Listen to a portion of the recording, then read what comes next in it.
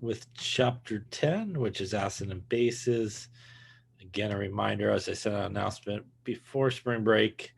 Um, the little bit of chapter 9 that was recorded has been posted. It's been up there for a while now, and also chapter 8 as well. So hopefully you saw those and finished watching the. I think one was maybe only 20 minutes, maybe. Um, the last little bit of those chapters. So make sure that you do catch up on those as well.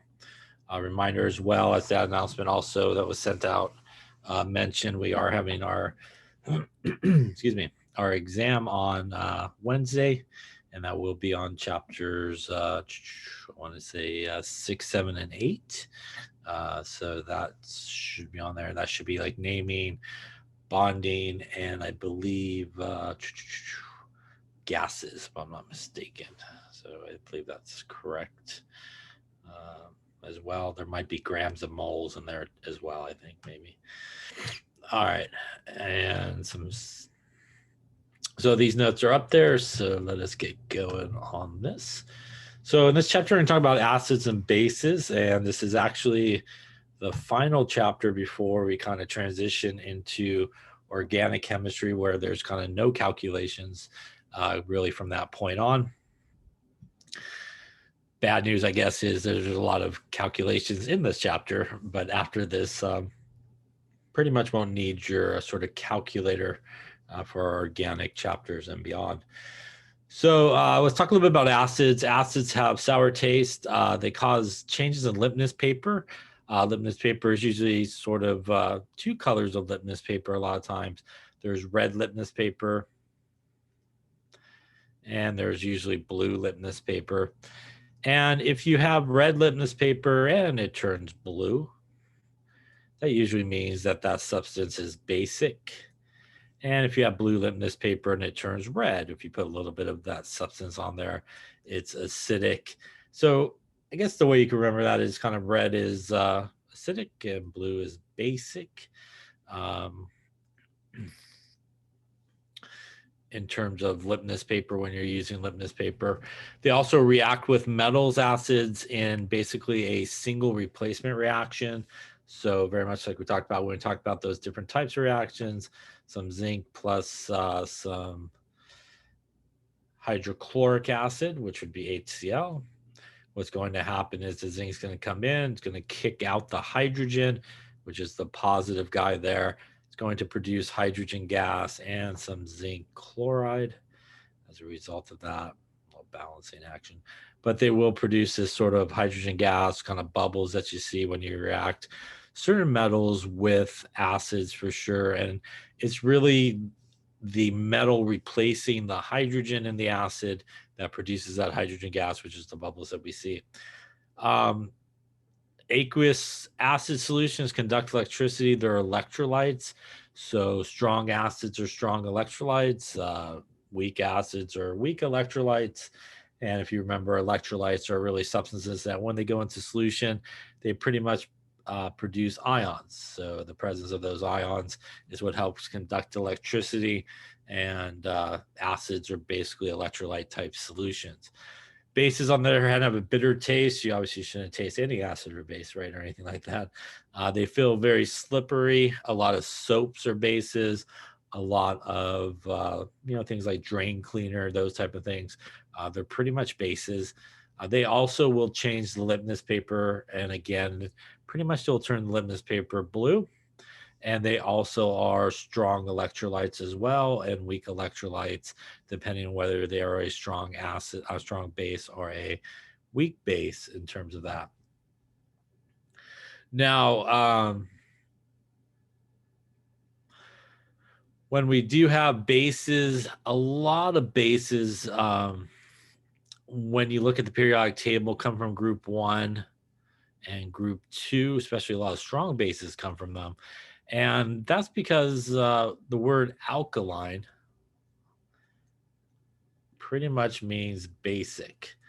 And if you think about group 1 and group 2 on the periodic table, those are your alkali metals, your alkaline earth metals. Those are really where a lot of sort of bases are derived from. Acids, on the other hand, a lot of them are derived from really kind of the non-metal part of the periodic table is where a lot of sort of acids sort of are come from. A lot of bases really do, at least especially a lot of strong bases come from group 1 and group 2 on the periodic table. So let's talk a little about acids and some of the important parts of it. An acid is a substance that will produce an H plus ion in solution. And that's really what makes something an acid, is that ability to produce, basically, when you look in a solution, if you could look, I guess, a bunch of free floating H pluses, not attached to anything, but being able to really produce those guys free in solution. A couple important things about sort of acids and H plus, especially when we're dealing with acid and base chemistry. When we talk about H plus,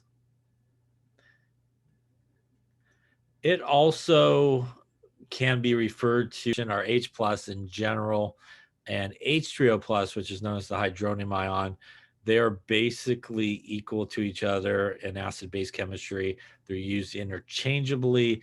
They're used really to sort of represent, the acidic part of the solution. So like I was saying, I personally will use H plus most of the time. Anywhere I use H plus, you could use H3O plus in sort of both equations and formulas as well. Sometimes the H plus is called a proton, and that is because if you remember, hydrogen has one proton, it has one electron, and it has no neutrons. So in order for it to become positively charged, it has to lose an electron, leaving it just a proton. So an H plus is also sometimes referred to as a proton in acid-base chemistry. So again, H plus, H3O plus, just pretty much exchange them out for each other. You could use them either way. There are some acids which are strong acids. They're strong electrolytes. So what that means is if you had something like HCl, which is hydrochloric acid, in solution, it will break apart into H plus and Cl minus. And just like a strong electrolyte, 100% of what you would have floating around in that solution is the H plus ions like up here and Cl minus ions. But you would have none, 0% would be this guy still together. So all strong acids are like that. All strong acids are strong electrolytes. And that's really why they are strong acids, because when they go for a swim, they produce a lot of H plus very quickly, right? So they produce a lot of H plus. So a lot of that H plus is produced really quickly, and that obviously makes it an acid. HCl is a strong acid, which is hydrochloric acid. HNO3 is nitric acid. H2SO4 is sulfuric acid. And those are some examples of some strong acids. Some other common strong acids are HBr. That's a strong acid. That's hydrobromic acid. HI, which is hydroiodic acid, is also a strong acid. So these are some very common sort of strong acids. One more that usually makes the list is HClO4, which is a perchloric acid. So these are all strong acids. And the question was, why am I putting an aqueous next to it? The reason I'm putting the aqueous symbol next to it is an acid is really a solution. And when you have something like hydrochloric acid, when it's in solution, it will break apart into H plus and Cl minus. Is basically a solution. That is what makes sort of something an acid. And what I mean by that is, for example, if you think about nomenclature and you have HCl, that's a gas, not an acid, but or not an aqueous, but is a gas. That is hydrogen chloride gas.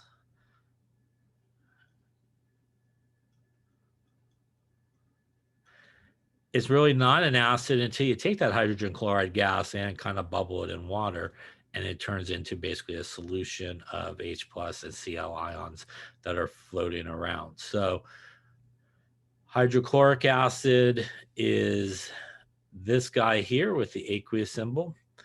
HCl with just the G symbol is hydrogen chloride gas. And that's really what sort of distinguishes these guys as acids, is you typically put the aqueous symbol next to it because, again, they are all solutions. And that's basically their definition of an acid, is the ability to, in a solution, create that free H plus from floating around. So that's why when we usually write formulas for acids like nitric acid, we typically do put the aqueous symbol next to it to indicate that we're talking about nitric acid, which is an acid. Other question on that? Okay. So these are, sort of, I don't know, we got there 6 or so very common strong acids. Again, the first guy is hydrochloric acid, nitric acid, sulfuric acid, hydrobromic acid, hydroiodic acid, and perchloric acid. That is sort of how we go about naming those guys. We don't do too much of the naming of the acids here, but just to give you an idea as to sort of how you go about naming an acid, is it really involves with an acid whether or not there is oxygen involved in the acid. So for example, if there is oxygen, if there's not oxygen, that is what really determines sort of how we go about naming it. So at least you'll know how to properly name these guys. If the answer for oxygen is no, there's like no oxygen in the formula, it starts with hydro, something-ic acid. So if you look at our HCl that we just did there, no oxygen in the formula, hydro, and the middle part is this part, the negative part.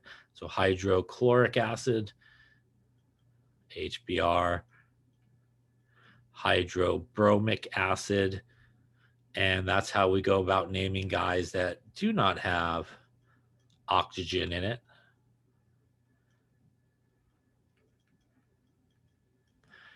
If it does have oxygen in it, it actually will contain one of those polyatomic ions that we talked about when we did naming.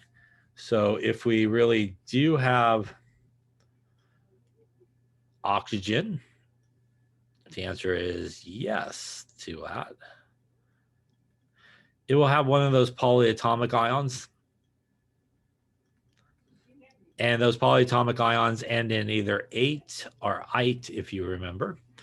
And if your polyatomic ion ends in ate, the acid name is something-ic acid.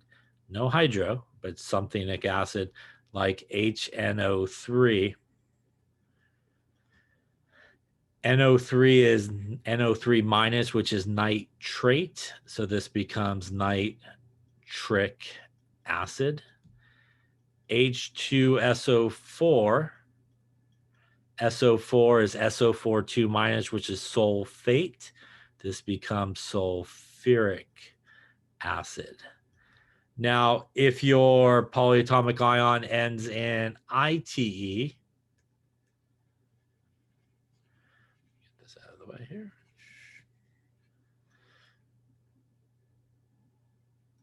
So if your polyatomic ion then ends in ITE, your acid will be something OUS acid. Again, no hydro on it. So if you take HNO2, for example, NO2 is NO2 minus, which is nitrite. This becomes nitrous acid. So that's really how you go about naming it. That's how we get to sort of the names I got there on the bottom.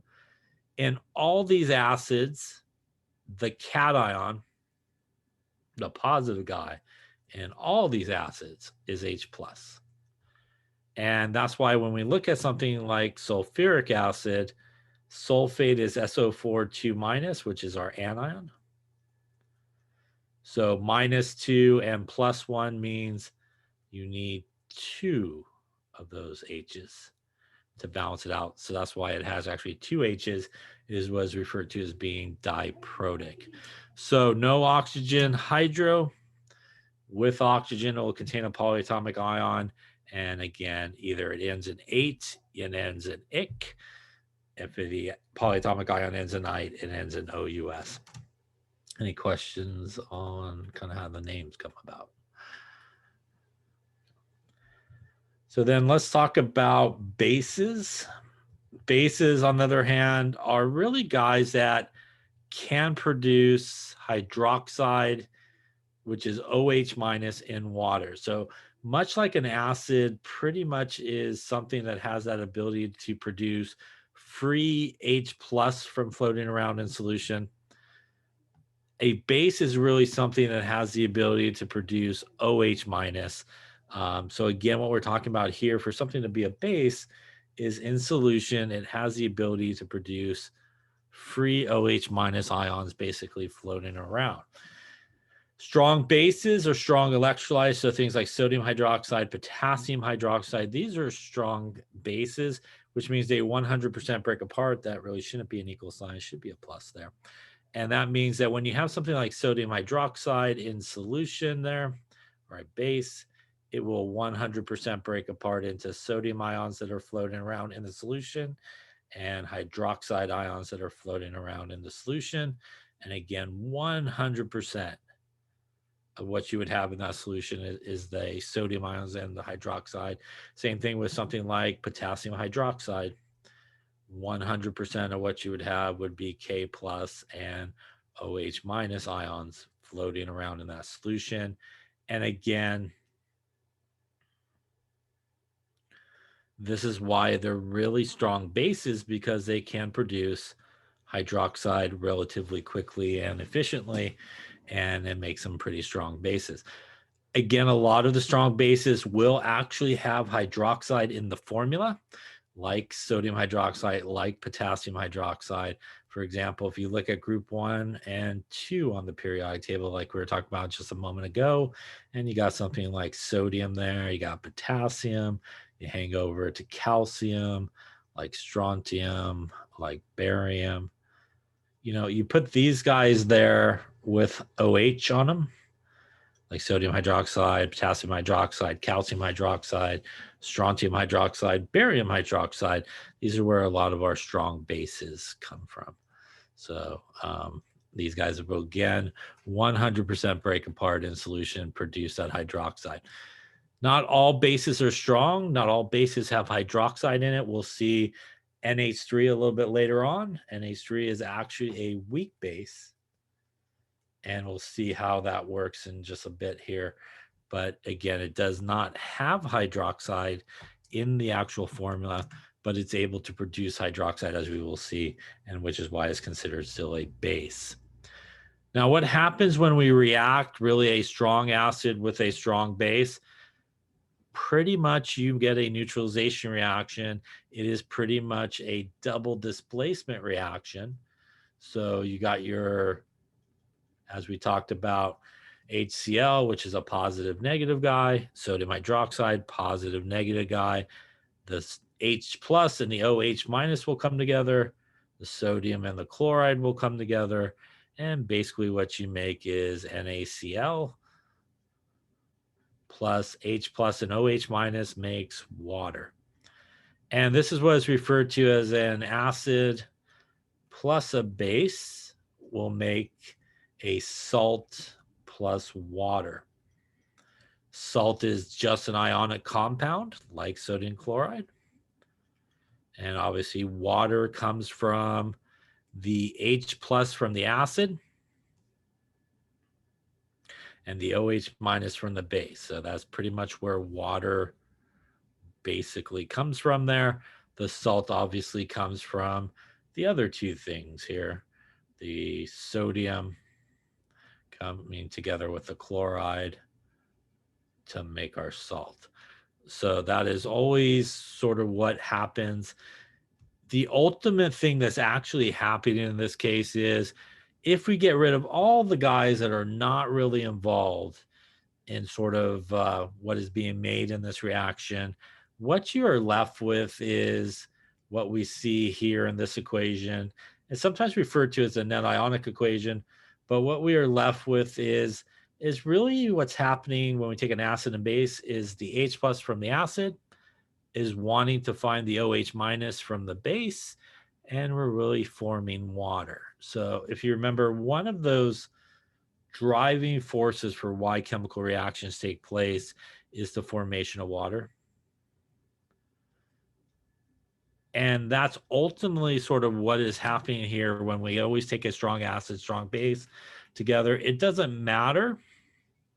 It doesn't matter what combination of strong acid, strong base you put together is basically always going to make a salt and water. And it will always do that. It's really that formation of water that's occurring here. And that's because in solution, this is essentially what we have. We have all these guys, which are strong electrolytes. We have these guys that on the left-hand side and the right-hand side of the arrow that looks the same. These are what are sometimes referred to as spectator ions.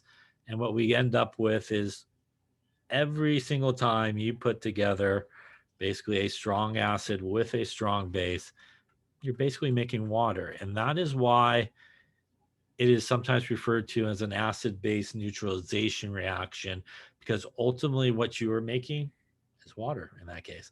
And all these guys are, again, just double displacement reactions, remembering that our acid here is H plus and Cl minus. Our sodium hydroxide is Na plus and OH minus. So again, these two guys come together to make our water.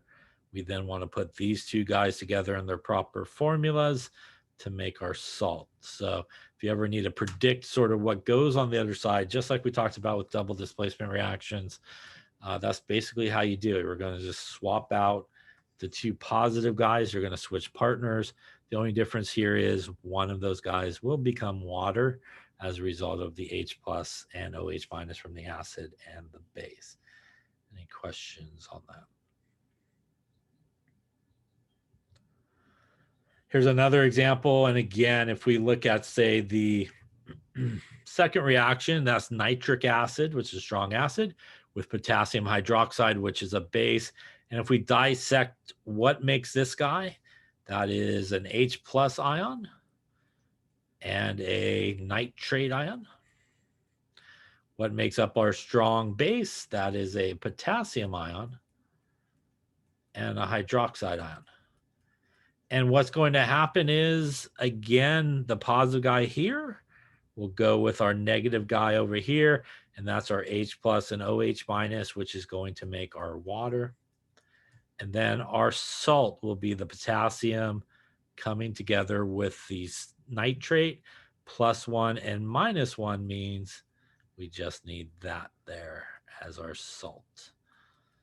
And our water is made. And again, if you pretty much get rid of the potassium nitrate, which are spectator ions, the overall reaction that's happening in this case is still really the H plus from the acid plus the OH minus from the base. Making water is ultimately what is happening in this reaction. So a salt is just an ionic compound, positive, negative guy. It may be soluble, it may be insoluble. A lot of times, though, they are soluble, and they will have that aqueous symbol next to it. Any questions on that there?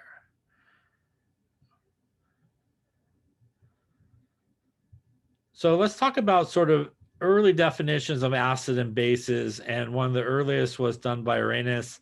He did a lot of work with electrolytes. And again, electrolytes are those guys that produce ions, conduct electricity. And he defined as an acid as something that's able to produce hydrogen ions in solution. What does that really mean? It means really if you're looking at an equation on the product side, you will see either H plus or H3O plus being there. Again, not combined with anything else, just there floating around the solution. Really something that's able to do that is considered an acid.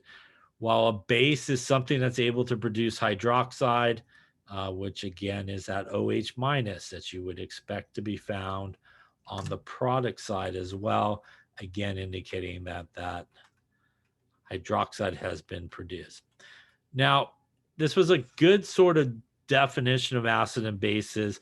It was a little bit limited in the fact that he focused in a lot on bases that actually did contain hydroxide in the formula. And not all bases do contain hydroxide, as I mentioned just a second ago. So along came a couple of guys here. And again, this is, as we kind of mentioned earlier, this is sort of how you make hydrochloric acid. Take some hydrogen gas and put it in water. And that's, again, why we do the aqueous symbol with acids, because they're really part of a solution that's floating around. Same thing here. Take some solid sodium chloride, dissolve it in water, and make really an aqueous solution of sodium hydroxide there in solution. It was a good step forward, his definition, but it was limited because he did focus in on, again, really bases with hydroxide in it. So really, when people think about acids and bases, they think about sort of a more general definition that sort of came about. And that general definition is what is sometimes referred to as the Bronsted-Lowry definition of acids and bases.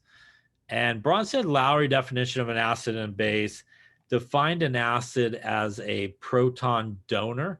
So what does that mean? It means it is really something that will give away an H plus, right? So it's able to donate an H plus. The important part of that is not just a hydrogen, but there's also the plus part of it. And the plus part does change the actual charge on things as it's either donated or sort of received. He said a base was a proton acceptor. So that's something that will basically grab a proton from something. So in general, the Bronsted-Lowry definition, something that's able to give away an H plus. And pretty much it gives it away to the base that will accept an H plus. So that's sort of the importance of that. Also important is it is just one H plus. So these H pluses are really sort of transferred one at a time. And that's what sort of happens as it goes from the acid to the base. So in general, if we look at this reaction, there's actually something that develops as a result of this proton being accepted and donated.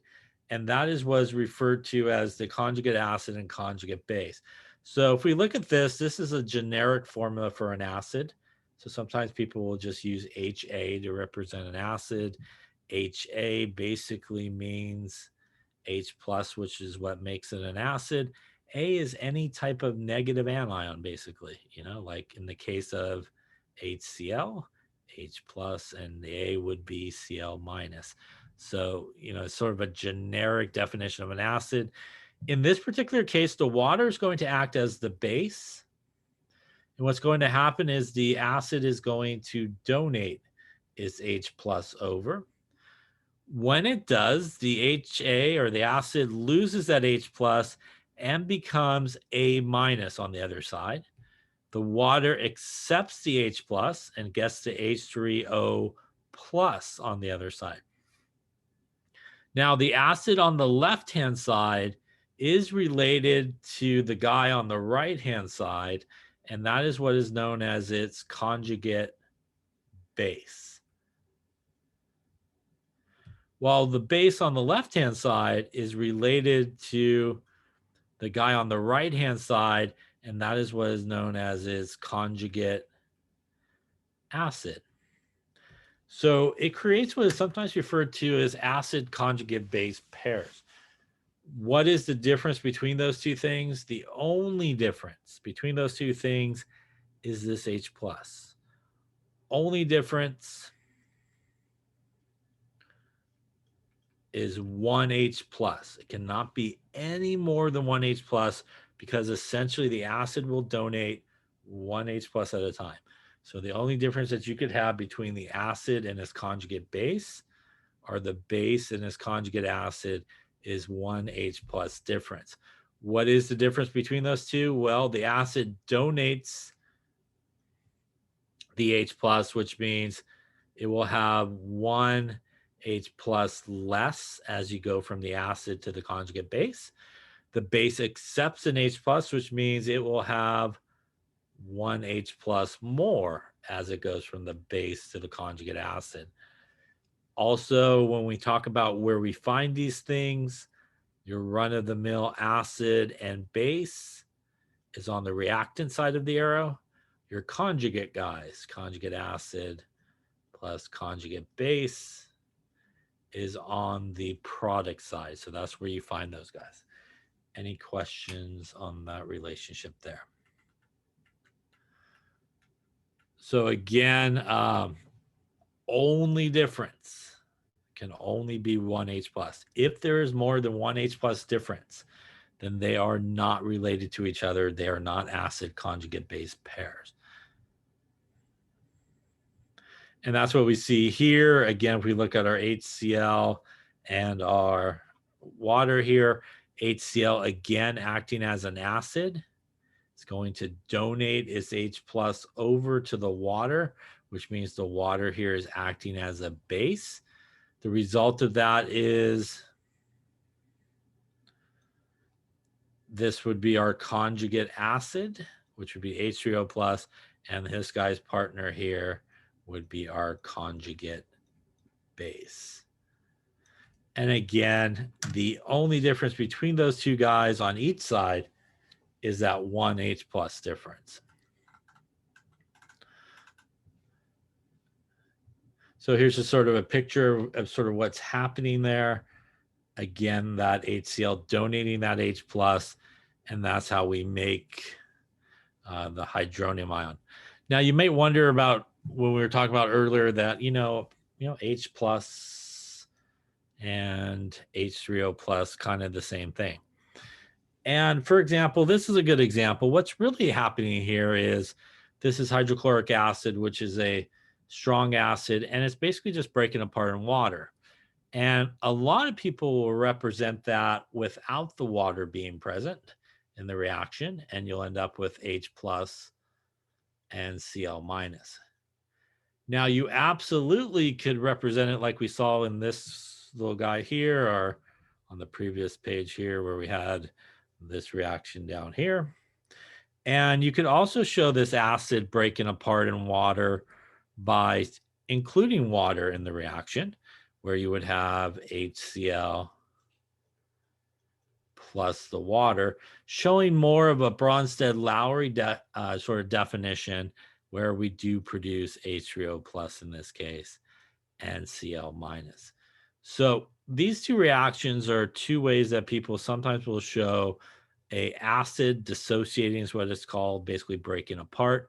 The real difference is, in the case of the top one, we did not include water in the reaction. So instead of H3O plus, we got H plus, which is a very common way people do it. In the second case, we did include water in it to sort of show where the H plus was going. And because we have the water in it, we produce H3O plus. Again, they're identical to each other.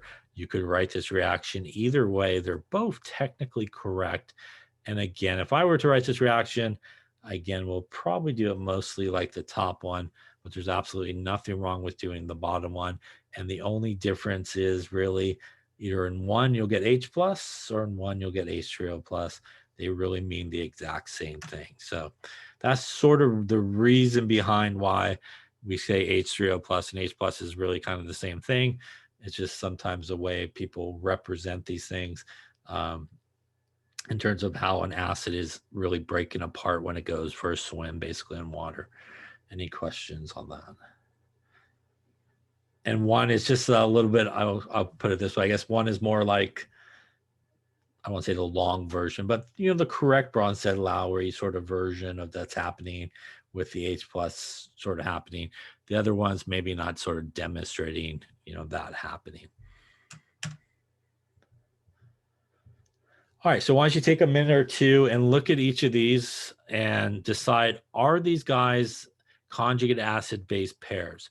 So think about what needs to be there for them to be pairs. And I'll give you a hint, it is an H plus, right? So is the difference really that, and are they pairs? So take a moment or two and think about it, and we'll talk about it. I mentioned before, what are we looking for in terms of, what is the difference supposed to be? And it is, again, going to be an H plus. And remember that in order for things to be pairs, that has to be the only difference that you actually see there. So if we look at the first one there, we have HClO4 and ClO4 minus. So again, when you compare these two things, the only difference actually is an H plus. So you could either do one of two things. You take the H off of this guy and you end up with ClO4. And when you lose a positive, you become one more negative. So that gives you the ClO4 minus, or you can put the H plus back on the guy on the right and you get the guy on the left. So whatever way is easiest to look at, you would want to. So number one looks like, yes, it is a pair. Number two, HCl and ClO minus. The difference between these two guys is an H plus, but it's also an oxygen, right? This guy on the left has no oxygen. This one on the right has oxygen. And because the difference is more than one H plus, this would then not be a pair. So number two would not be a pair because it is more than one H plus. If we look at H2PO4 minus and HPO4 2 minus, the difference between these two guys is actually just one H plus. So again, if it's easier, you can think about putting on the H plus, going that way. If we do, you get H2PO4 minus, or taking off the H plus, going the other way, you get the HPO4 2 minus. So these guys would be. And lastly here, the difference between these two guys is also one H plus. And again, you could either take the H plus off to see it or put the H plus on the guy on the right to see it. And again, that is the only difference between those. So that would also be a pair. So it looks like in this case, 1, 3, and 4 would all be acid conjugate base pairs or conjugate acid base pairs. Any questions on that? All right, so why don't you give a go here, and for each of these, we want to write the conjugate base. So take a look at each of these and try to figure out what would be the proper conjugate base, the formula for the conjugate base. So take a minute or two to see what you come up with. And let's talk about, how you should go about doing this type of problem. Well, you want to write the conjugate base. So first off, you should hopefully know at this point that we're really talking about an H plus. The key is, should you put it on or should you take it off? And that's sort of the hard part. So let's talk about how you could kind of figure out, what you should do with it. Should you put it on or should you take it off? If you think about what we've been talking about, that really we have an acid and a base on the left-hand side. And on the other side, we have a conjugate acid and conjugate base. And the things that are related to each other is the acid on the left is related to the conjugate base on the right. The base on the left is related to the conjugate acid on the right-hand side. So when they tell you you want to write the conjugate base, what you should think about is sort of think about it backwards, and in a sense, all right, I need to do the conjugate base. That means what I am starting with is an acid. And if you know the Bronsted-Lowry definition of an acid is something that will donate an H plus. So that is how you can figure out sort of backwards what you should be doing. So what we know we should be doing in each of these cases is actually removing an H plus. Any questions on that there? So now that we sort of know what we need to do, we just basically need to do it, right? So H2S, if we take off the H, that leaves us with an HS.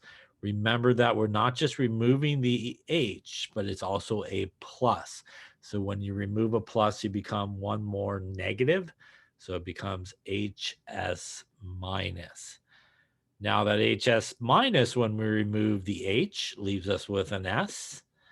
And now we become one more minus more, or one more minus, I guess. That gets us to a -2 in this case. We started with a -1, so one more minus gets us to a -2. NH3, same deal. We're going to remove an H, which leaves us just two H's. Had no charge, so when we become one more negative, we end up with NH2 minus. Coming here, we're going to remove one of the H's. That's going to leave us HSO3. Also, again, no charge. So by removing the plus, we become one more negative. So it's important, again, to sort of figure out, you should know it's just an H plus, but that is really the hard part is, should you put it on or should you take it off? Any questions on any of those or how to write acid conjugate base pairs? Now, if you had something, say, like HCO3 minus, and you wanted to write the conjugate acid for it, or the conjugate base for it, why don't you take a second and see what you come up with for each of those. So starting with our bicarbonate here, what would be the conjugate acid for it, and what would be the conjugate base? Let's see what you come up with. So let's follow the same sort of logic here. We'll go with the conjugate base first, since we just looked at that a minute ago. Again, if I'm looking for the conjugate base, that means in this particular case, my HCO3 minus is going to act as an acid, which means it should donate its H plus and leave me with CO3 2 minus. Again, losing the H, becoming one more negative in that particular case. But now if I started with the same guy here, but I wanted the conjugate acid, in this case, I would want to look or think about it backwards if you're not sure. So if I'm looking for the conjugate acid, its partner on the other side here is a base, and that means that it again should actually accept an H plus, which means I'm going to actually put an H plus on this guy and make H2CO3, which is carbonic acid. Question on either of those two. Now, you might notice in this case that this bicarbonate can act in certain cases as an acid, can also act in certain cases as a base. And that is something that's known as amphoteric. An amphoteric substance is a substance that can act as an acid or a base. Oftentimes will happen when you have something with an H and have something with a charge. Oftentimes it does have the ability to kind of, in certain situations, act as an acid, in other situations act as a base. Any questions on how to write conjugate acid base pairs? I'm sorry, Professor, on the conjugate acid. Yeah. So we add an H, Mhm. and then the negative on the CO3 goes away. It does, because remember, it's not just an H that you're adding, you're actually adding an H plus. Oh, okay. So when you add the H, that's how we get to the 2 down here. Okay. Then you have the -1 and +1, right? So +1 and -1 equals basically 0, right? So that's how the charge. Oh, okay. Got it. Thank you. You're welcome. And that's also why when we go the other way and we subtract off the H plus, we get rid of the H, but we're actually taking out another positive, which makes us one more negative. And that's why, again, the charge does change. So it's a good question. It's a really important thing to remember that, again, most people do get that sort of H part of it, but the positive does make a difference in the overall charge of what you end up with. And again, if you remove the H plus, just think about it, you become basically more negative. And if you add the H plus, you become more positive. So that's sort of what happens with it. Other questions on that? Thank you. You're welcome. Okay. Then let's talk a little bit about acid strength and, sort of what happens with some of these guys here. Now, we have strong acids and strong bases. We also have weak acids and weak bases. And if the forward reaction happens, some of it can come back. And we've seen these arrows pop up before. These are what we had with our weak electrolytes. And this is a situation for acids and bases that are basically makes it a weak acid. is basically a weak electrolyte. So if you remember when we talked about electrolytes, that was a pretty big hint. Those arrows heading in both directions, that tells you that it's going to be a weak electrolyte. And what that mainly means is kind of like with a weak electrolyte, it's going to pretty much stay together. Will break apart a little bit. And because it's able to produce a little bit of these guys, the H3O plus, it's still considered an acid, but you'll have this back and forth sort of situation. So when we have that, there's a forward direction and a reverse direction that's happening there. That's basically what those arrows mean. And that, again, much like it with electrolytes, means weak acid or weak base involved when you see those arrows. Now, if the forward direction predominates, maybe not that giant of an arrow, but it does mean that you do have a strong acid. And when we talk about a strong acid, it's sometimes referred to as being completely ionized or completely dissociated. Those are really fancy words for it. Pretty much 100% breaks apart. I don't know how fancy that was, but it breaks apart 100% into H plus and Cl minus. So for example, here, our strong acid of hydrochloric acid, as I mentioned earlier, 100% of what you got going on are these ions floating around in solution. And that is, again, really why it's considered a strong acid, because all it has to do pretty much is go for a swim and it's going to produce a bunch of H plus. And that's your basic definition of an acid. And it's a strong acid because of that. It's not holding back anything, pretty much. It's just all going to dump in there H plus that it has. And that's different in a weak electrolyte. If you have something like hydrofluoric acid is a weak acid, and hydrofluoric acid, which is a weak acid, will also break apart into H plus and F minus. The difference is, as you can see here, we have those arrows heading in both directions, which means that really what you have in solution when you have something like hydrofluoric acid is really the HF still together. You get a little of these guys. So again, even though you get a little, you're still creating some H plus, which is why it's considered an acid, but you would not create anywhere near the amount of H plus as you would in, say, hydrochloric acid. So again, if you kind of compared the two beakers with hydrochloric acid, this is pretty much, everything you got floating around in there. If you look at HF, you pretty much have the HF guys all together. And then maybe you got just a little bit of an HF and F minus separated. So that's the real main difference here. Just nothing but H pluses coming out nonstop. Mostly on the case of a weak acid, it's just producing a little bit of H plus. And again, why is considered a weak acid versus a strong acid. Again, you'll have that arrows heading in both directions, and that's a reversible reaction to indicate that it's a weak acid. And it happens with weak bases as well. You'll see those things. So for example, earlier we talked about NH3. NH3 is a weak base. When it reacts with water, it's going to accept the H plus from water. And when it does, it produces NH4 plus and OH minus. Now, this is a weak base. You can see the arrows. It's still considered a base because it's able to produce hydroxide. Right? It doesn't have hydroxide in the formula, but it's able to produce hydroxide in solution, and that makes it basically the definition of a base. And that's very different than if you took something like sodium hydroxide that we talked about earlier. When it goes for a swim, it's going to break apart into sodium ions and hydroxide ions.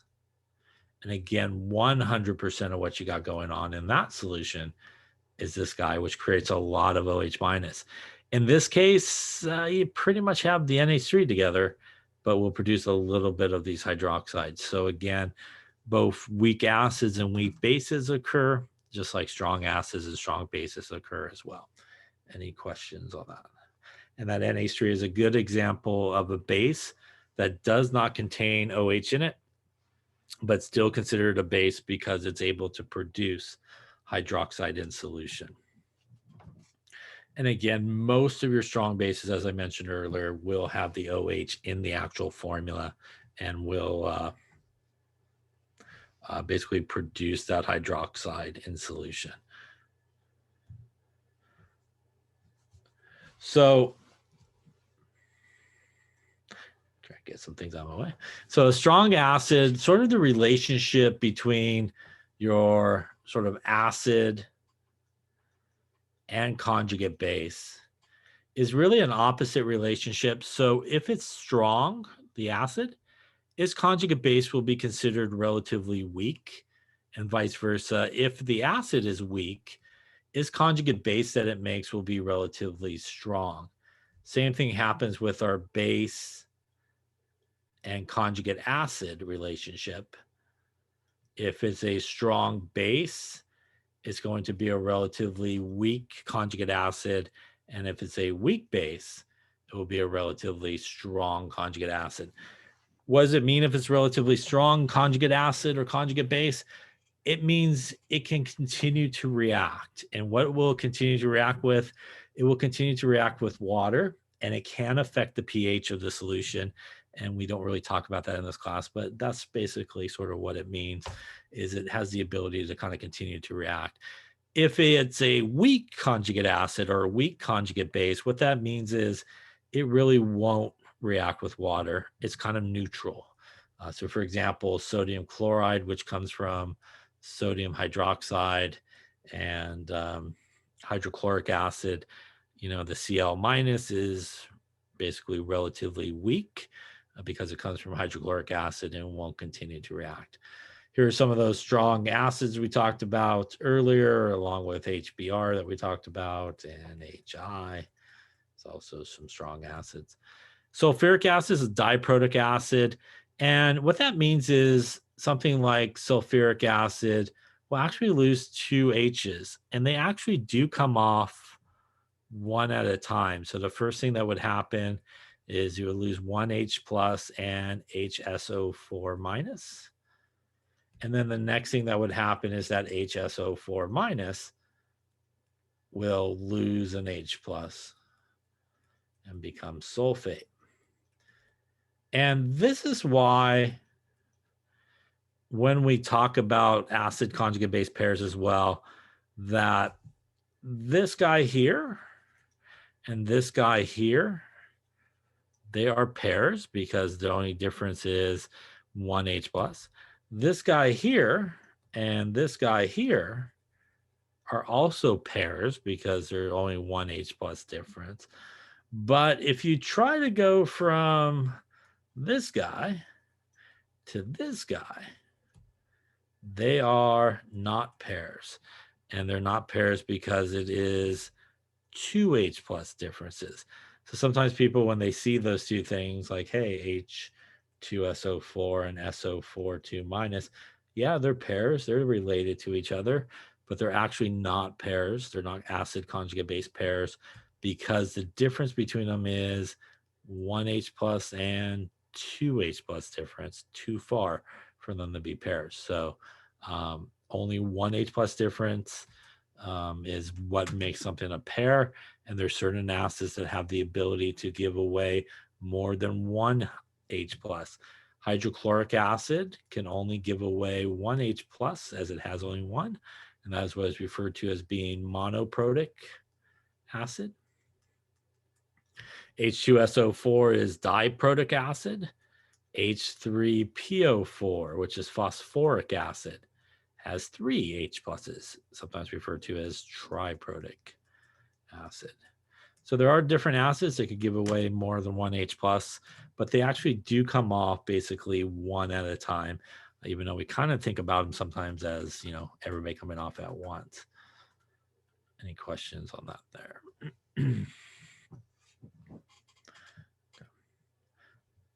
Now, water can act as an acid or base. So water is an amphoteric substance. Water acting as an acid in this particular case, which means in this case it will donate the H plus. And in the opposite case here, water is actually acting as the base. It will accept an H plus. Water is even fun. It could react with itself, one being the acid, perhaps one being the base, and it will, for example, donate the H plus over. So when water does sort of react with itself, it is sometimes what is referred to as the autoionization of water. It is basically what is happening in solution altogether every time. And we do get a relationship that's important here between these things. And what is referred to is as Kw. Kw is the concentration of H plus, and when we put the little brackets, that means concentration. And basically what that means is molarity, which is moles per liter of H plus times the concentration of OH minus. And for our purposes, it is a constant, which is 1 times 10 to the minus 14. What does this allow us to do? Well, this allows us to determine whether or not a solution is acidic, basic, or neutral by doing a calculation to figure it out. You know, if you're given the H plus concentration or the OH minus concentration. Again, this is one of those formulas, as I was talking about earlier, you will oftentimes see written like this as well. H3O plus times OH minus equals 1 times 10 to the minus 14. Again, the H plus, H3O plus, the same thing. It doesn't matter. H plus is really your acid part, right? And OH minus is really your base part. There's an important relationship between those two things. As one goes up, the other goes down. As one goes down, the other goes up. So as the H plus goes up, the OH minus comes down in terms of its concentration, and vice versa. OH minus goes up, H plus goes down, and vice versa, going back and forth. This is what is sometimes referred to as Kw, or the ion constant for water, and we can use that to determine if a solution is acidic, basic, or neutral. And we'll talk about how we could do that here. We would want to compare the H plus concentration to the OH minus concentration. If the H plus concentration is larger than the OH minus concentration, so basically the acid part is bigger than the base part, the solution will be acidic. If the base part, the OH minus, is larger than the acid part, it will be basic. If they equal each other, you will have a neutral solution, and each of their concentrations will be 1 times 10 to the minus 7.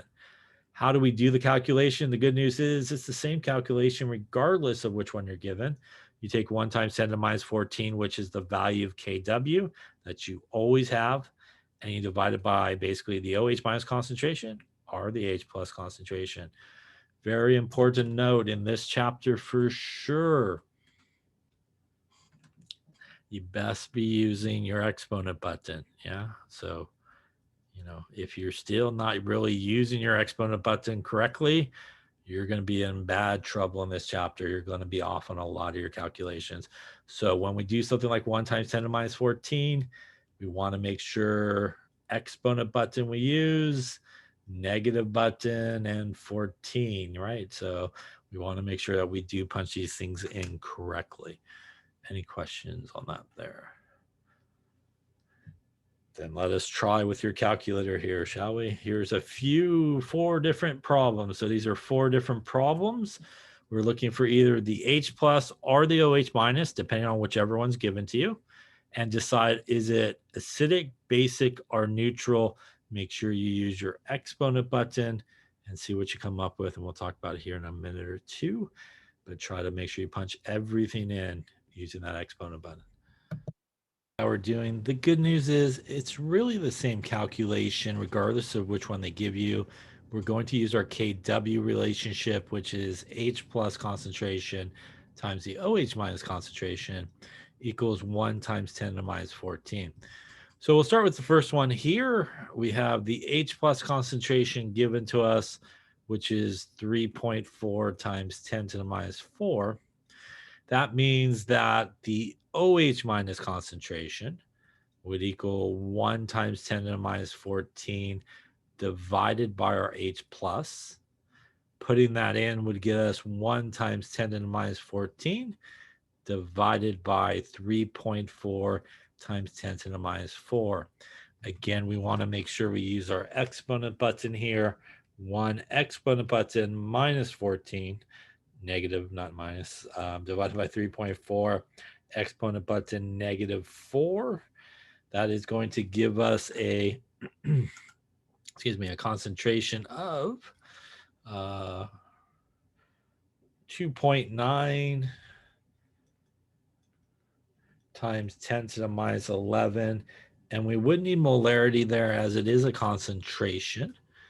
Any questions on that calculation there? So again, punching it in, 1 exponent button, negative button 14, divide button 3.4, exponent button, negative button, and 4. And equals would be good, probably. All right, so now what we want to do is we want to know, is this acidic, basic, or neutral? This is the acid part of the solution. This is the base part over here. We want to compare these numbers. And when you compare the numbers, the H plus concentration is larger than the OH minus concentration.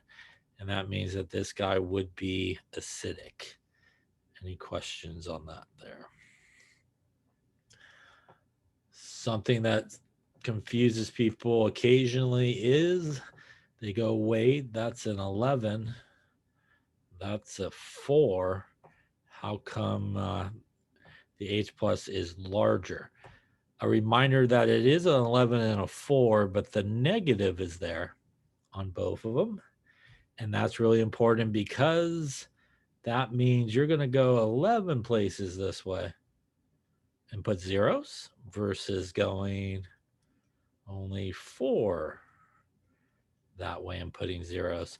So when you're comparing exponents that are negative, the smaller number is actually the larger value because of that. Any questions on that? Okay. Then let's take a look at the next one, which is here. Also an H plus concentration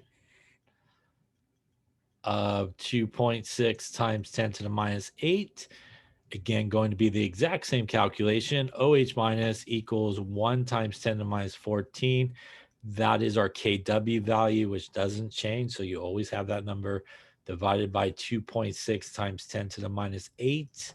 And if we do that, 1 exponent button negative 14 divided by 2.6 exponent button negative 8, going to get us a 3.8 times 10 to the minus 7 molar. And that would be our hydroxide concentration.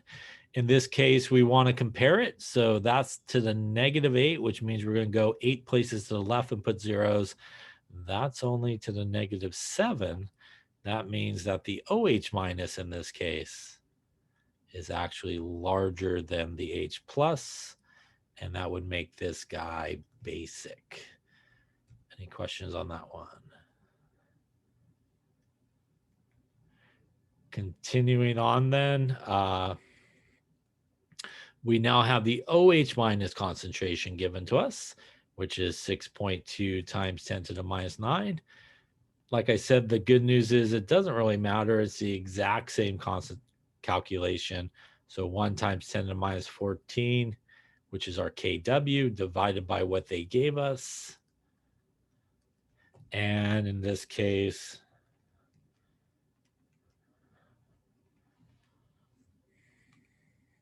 going to end up with 1.6 times 10 to the minus 6 molar.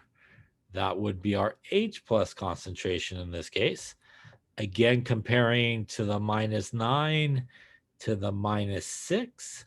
We know the minus 6 is a larger number, which means the H plus concentration is larger than the OH minus concentration, which tells us that this solution is acidic. Any questions on that calculation there?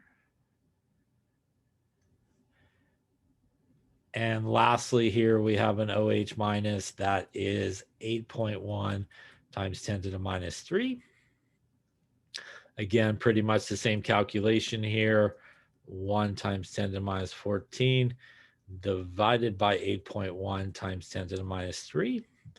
We're going to 1 exponent button negative 14 divided by 8.1 exponent button negative 3. That's going to yield us a 1.2 times 10 to the minus 12 molar as our concentration for our H plus. Again, comparing the two, this is to the minus 3. This is to the minus 12.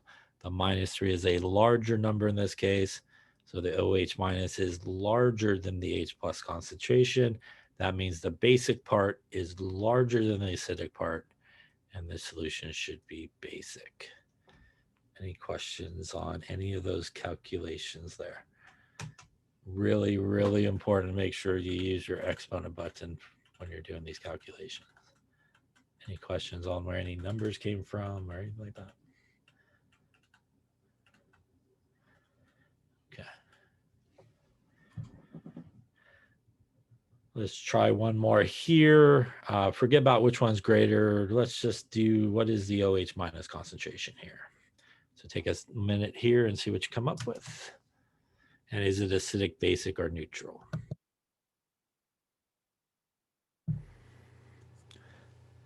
Okay, so as we did on the previous ones, we're going to use our KW, which again is the same calculation. So that's going to be 1 times 10 to the minus 14 divided by our H plus concentration in this case, 2.8 to the minus 5.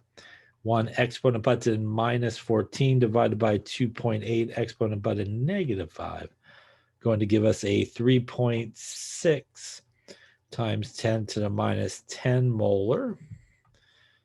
And in comparison here, our H plus concentration, which is our acid part, is to the minus 5. Our base part is to the minus 10. And that means that in this case, our H plus is greater than our OH minus. And that means that this guy is going to be acidic. Any questions on KW, how to do the calculation, figure out if it's acidic, basic, or neutral? I had a quick question. Yeah. Because I'm getting the right number. Like I got the 3.6, but I'm not getting the 10 because I got 3.6, but then I got to the negative 18. It's probably the way you're punching in your calculator. You got to make sure you're using your exponent button. So you literally got to put it in. Do you have an EE button? Yeah. Okay, so if you have that button, you put in 1, then you hit the EE button, no multiplication button, nothing, just the EE button.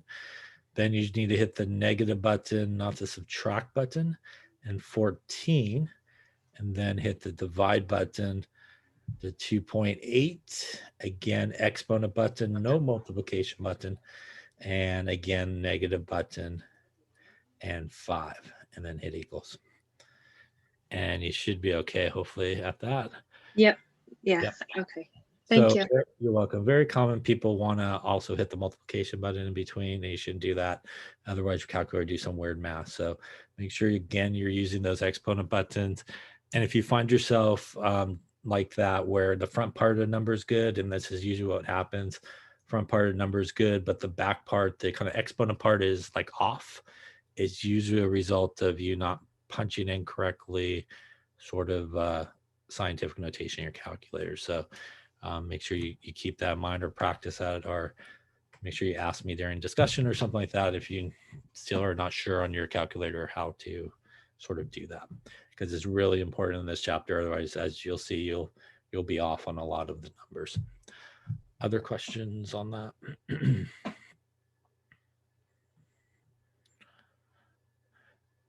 Any calculator is fine that you've been using, should still work. It's just the same idea as what we've done before with the exponent button and stuff like that. So, you know, these are the 3 buttons like we talked about when we did conversions. They come back up again here in this chapter, and you definitely need to make sure you can use any of these buttons on any calculator as long as you know how to use them properly. That's the most important thing along the way. Okay, so that's KW, and we want to use it to help us determine if it's acidic, basic, or neutral. But there's also another important thing that we use to determine whether or not a solution is acidic, basic, or neutral, and that is the pH scale. And the pH scale runs from 0 to 7 to 14. Below 7 to 0 is acidic on the pH scale. Above 7 to 14 is basic. And truly dead on 7 in there is neutral. You can think of 7 as like your midpoint. As you go away from 7 towards 0, it becomes more acidic. And as you go from 7 towards 14, it becomes more basic. So how do we calculate the pH scale? You can pretty much forget everything else on the page except for this. And that is how we calculate the pH. The pH is equal to minus the log of the H plus concentration. If you have a display calculator, you punch it in exactly the way it is written there. You hit the negative button, not the subtract button. You hit the log button, and then you put your H plus concentration in using your exponent button. If you have a non-display calculator, this formula and the rest of them we're going to talk about, you need to go backwards, which means you need to put a number in first, hit log, and then hit negative. If you're not sure you have a display calculator or a non-display calculator, hit log on your calculator. If your display says log, congratulations, you have a display calculator. If you hit log and it says error, congratulations, you have a non-display calculator. So display calculator is this direction. Non-display calculator is the opposite direction. So let us try one here and talk about significant figures and pH.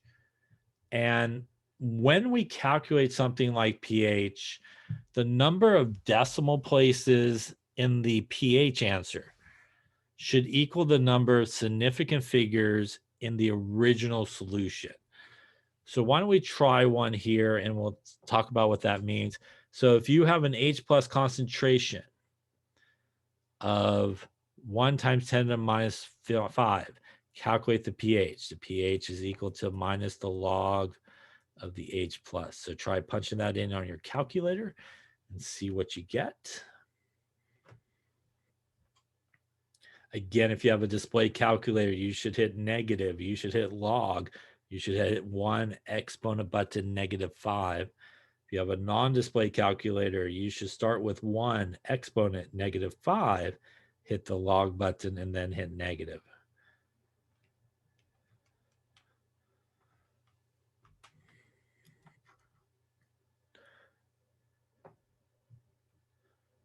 So when you put that in, it should look something like this. And let's start out with, first off, hopefully you've done it at this point since we're getting to the end here. You should hopefully get a number. That number should be 5, I hope. We'll start with that. That's 5, should be the right answer, sort of the right answer. Now, it's a pH of 5, but how should we correctly report this number? Should we report 5? Should we report 5.0? Should we report 5.00? Should we report 5.00000000? I'm going to say that seems like a lot of zeros, so we're probably not going to do that way. So what it says above about significant figures is the number of significant figures in the concentration, and that would be these two numbers here. That means that this concentration value has 2 significant figures, is not how many significant figures we should have. It is actually how many decimal places we should put. So the correct way to report this would be 5.00. Significant figures to decimal places and back and forth as you go the other way. So 5.00 would be the correct way to report this. And by the way, that would make this solution acidic, basic, or neutral. 5 is below 7, which means this solution is acidic. Any questions on that? So again, punching this in, negative button, log, 1 exponent button, -5 if you have a display calculator. Non-display calculator, 1 exponent button, -5, then the log button, and then the negative button to turn it into a positive number. And again, here also important to make sure you use that exponent button. Any questions on how to calculate pH here? Okay, so we will stop here, obviously, for today. A reminder, Wednesday, we have an exam. Again, it's on chapter, I believe, 6, 7, and 8. So I think that's grams, moles, stoichiometry, I think, and also naming Lewis structures, and then also gases. It's all fair game. It'll be just like our first exam. You'll have the entire lecture period to take it. And then afterwards, obviously, you can go to lab or discussion, whichever one you may have. Just like last time, again, we'll probably open it up around 5-ish, so you won't get extra time like we talked about last time, but in case you feel, you won't feel maybe so rushed if you have to get to the lab and stuff like that. So it will open up at 5. Again, the latest you should start it is probably about 5:30 if you want the full time that you could give on it. It will be just like the first format. There'll be a multiple choice part where you don't have to give any work, and there will be questions obviously on the second part where you do have to provide work. Again, no formulas will be given to you other than what was on the review sheet there, and obviously polyatomic ions you need to know, and the geometries and that type of stuff you need to know. Any questions on any of that? So obviously we won't have a lecture